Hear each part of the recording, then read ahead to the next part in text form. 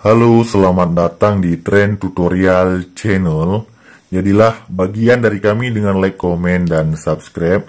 Nah, untuk tutorial kita pada kali ini yaitu tentang bagaimana cara untuk menghapus akun Omi secara permanen ya. Nah, caranya silakan simak sampai selesai. Untuk menghapusnya cukup mudah. Kita buka aplikasi Omi tersebut.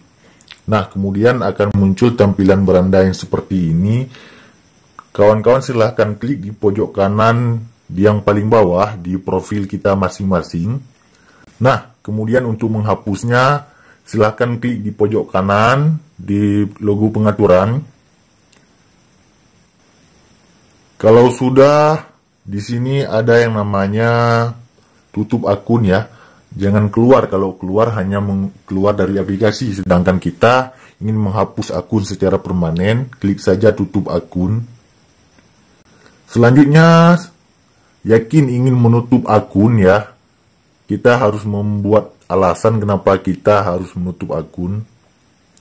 Nah, kita buat saja di yang paling atas, sudah menemukan jodoh misalkan ya. Di Omi. Kirim, kalau sudah yakin kawan-kawan ingin menghapus akun, di yang paling bawah ada yang namanya kirim dan tutup akun. Silahkan klik kirim dan tutup akun dan selesai.